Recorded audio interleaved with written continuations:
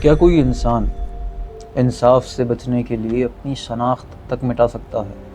اپنا چہرہ، اپنی پہچان، سب کچھ ختم کر سکتا ہے؟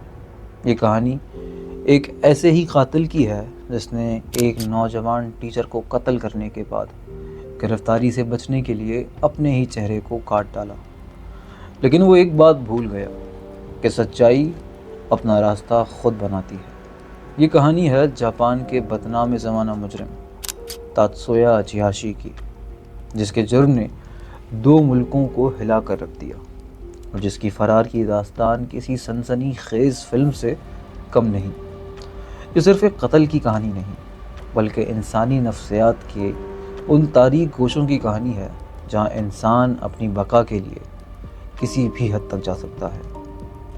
یہ کہانی شروع ہوتی ہے برطانیہ کے شہر کونٹری سے، جہاں 22 سالہ لنڈسے این ہاکر اپنے خوابوں کو حقیقت کا رنگ دینے کی تیاری کر رہی تھی۔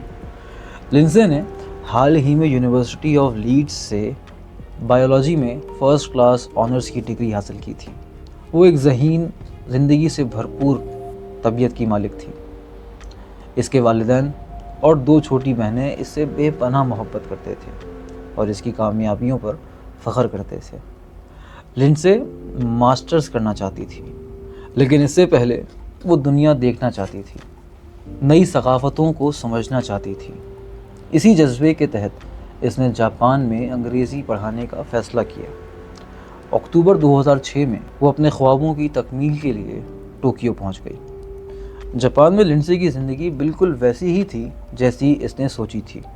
اس نے نووا نامی ایک بڑے انگلش اسکول میں پڑھانا شروع کیا اور ٹوکیو کے قریب چیبا میں 2 دیگر غیر ملکی ٹیچرز کے ساتھ ایک اپارٹمنٹ میں رہنے لگی۔ وہ اپنے کام سے خوش تھی، اپنے خاندان اور برطانیہ میں موجود اپنے بوائے فرینڈ سے رابطے میں رہتی تھی، انہیں اپنی نئی زندگی کے بارے میں بتاتی۔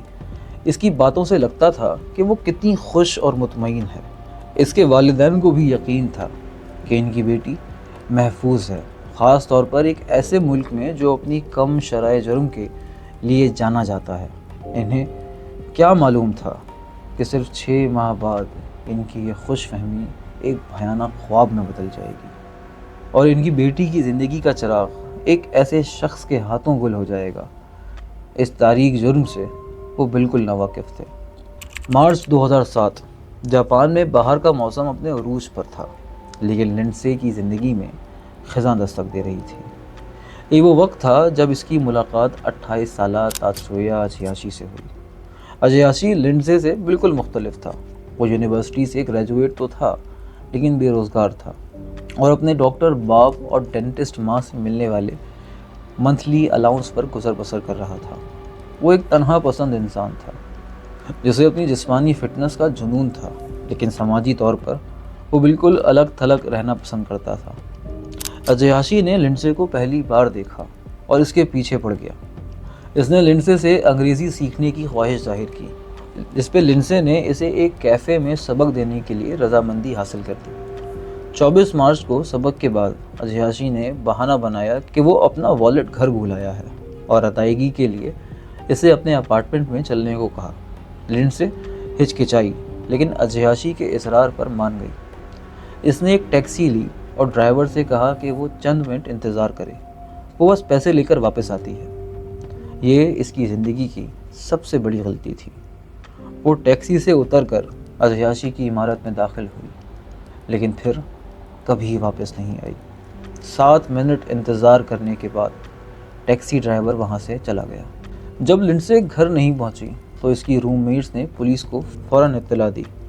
پولیس شک کی بنیاد پر اچیہاشی کے اپارٹمنٹ پہنچی۔ جیسے ہی پولیس نے دروازے پر دستک دی، اچیہاشی باہر آیا۔ پولیس اس سے لنڈسے کے بارے میں پوچھ گچھ کر رہی تھی، لیکن پھر وہ اچانک انہیں چکمہ دے کر ننگے پاؤں بھاگ گیا۔ اہلکار اس کے پیچھے بھاگے، لیکن وہ ہاتھ نہ آیا۔ اس کے فرار نے پولیس کے شک کو یقین میں بدل دیا۔ جب پولیس نے اچیہاشی کے اپارٹمنٹ کی تلاشی لی تو ان کا سامنا ایک ہولناک منظر سے ہوا۔ بالکنی پر ایک باتھ ٹب رکھا تھا جو ریت اور مٹی سے بھرا ہوا تھا۔ اس مٹی سے ایک ہاتھ نکلا ہوا تھا۔ جب پولیس نے مٹی ہٹائی تو نیچے سے لنڈسے ہاکر کی جس کے ہاتھ پاؤں بندھے ہوئے تھے، اس کے جسم پر تشدد کے نشانات تھے اور اس کے سر سے اس کے بال ٹرم کر دیے گئے تھے۔ پوسٹ مارٹم سے پتہ چلا کہ اس کی موت دم گھٹنے سے ہوئی تھی۔ عیاشی نے بعد میں اعتراف کیا کہ اس نے لنڈسے کا منہ اس لیے دبایا تھا کہ وہ چیخ نہ سکے، جس سے اس کی جان چلی گئی۔ لنڈسے ہاکر کے قتل اور عیاشی کے فرار کی خبر نے پورے جاپان میں سنسنی پھیلا دی۔ پولیس نے پورے ملک میں اس کی تلاشی شروع کر دی اور اس کی تصاویریں ہر تھانے، ہر ریلوے اسٹیشن اور ہر عوامی جگہ پر لگا دی گئیں۔ یہ جاپان کی تاریخ کی سب سے بڑی تلاشوں میں سے ایک تھی، لیکن عیاشی ایک بھوت کی طرح غائب ہو گیا۔ وہ اگلے 2.5 سال یعنی تقریباً 32 مہینے قانون کی گرفت سے بچنے میں کامیاب رہا۔ یہاں سے اس کے فرار کی وہ ناقابل یقین داستان شروع ہوتی ہے جس نے سب کو حیران کر دیا۔ تاہم عیاشی جانتا تھا کہ صرف حلیہ بدلنا کافی نہیں، اس کا چہرہ ملک کے ہر کونے میں پہچانا جاتا تھا۔ گرفتاری کے خوف نے اسے ایک ایسے راستے پر ڈال دیا جس کا تصور بھی مشکل تھا۔ اس نے اپنی کتاب انٹل واز اریسٹڈ میں لکھا کہ کس طرح اس نے کینچی سے اپنے نچلے ہونٹ کا ایک حصہ کاٹ دیا تاکہ وہ پتلا لگے، باکس کٹر سے اپنے گال پر موجود 2 تلوں کو کھود کر نکال دیا، یہاں تک کہ سوئی دھاگے سے اپنی ناک کو باندھ کر اس کی شکل تنگ کرنے کی کوشش کی۔ ان تکلیف دہ کوششوں کے بعد وہ کئی دن تک سرجیکل ماسک پہن کر گھومتا رہا تاکہ اس کے زخم چھپے رہیں۔ خود کی گئی سرجریوں سے عیاشی کی شکل کچھ بدل گئی تھی، لیکن وہ مطمئن نہیں تھا۔ وہ جانتا تھا کہ پولیس اس کی تلاش میں ہے۔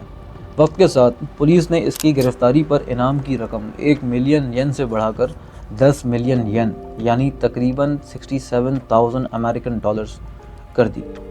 پولیس نے اس کی نئی ممکنہ تصاویر بھی جاری کی، جن میں یہ دکھایا گیا تھا کہ پلاسٹک سرجری کے بعد وہ کیسا لگ سکتا ہے۔ عیاشی نے تعمیراتی کاموں میں کمائے گئے پیسوں سے پیشہ ورانہ پلاسٹک سرجری کروانے کا فیصلہ کیا، اور یہی اس کی آخری اور سب سے بڑی غلطی تھی۔ وہ ناگویا شہر کے ایک پلاسٹک سرجری کلینک گیا اور اپنی ناک اور پلکوں کی سرجری کروائی۔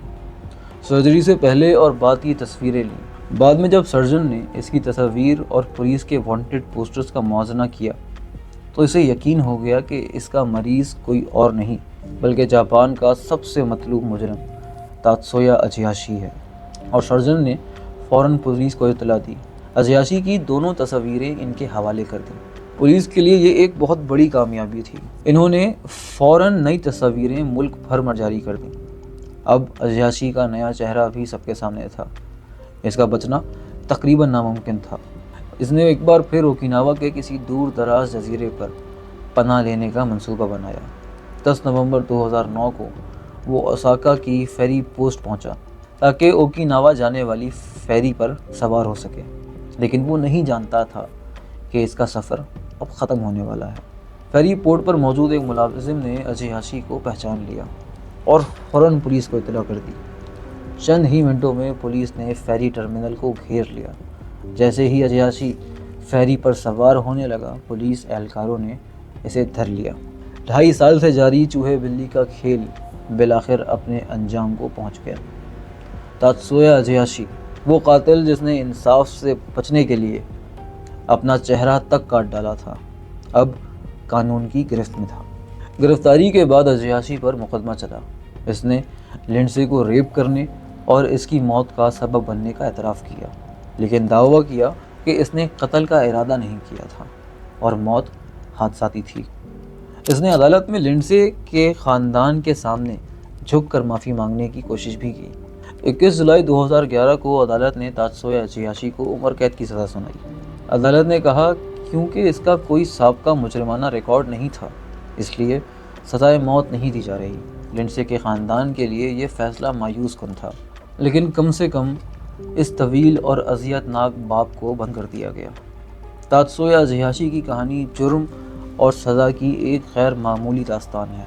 یہ ہمیں بتاتی ہے کہ کوئی مجرم کتنا ہی شاطر کیوں نہ ہو، وہ قانون کی گرفت سے ہمیشہ کے لیے نہیں بچ سکتا۔ اگر آپ کو یہ ویڈیو پسند آئی ہو تو ہمارے چینل کو لائک، شیئر اور سبسکرائب کرنا مت بھولیے گا۔ فی الحال کے لیے دیں مجھے اجازت، اپنا خیال رکھیے گا، شکریہ۔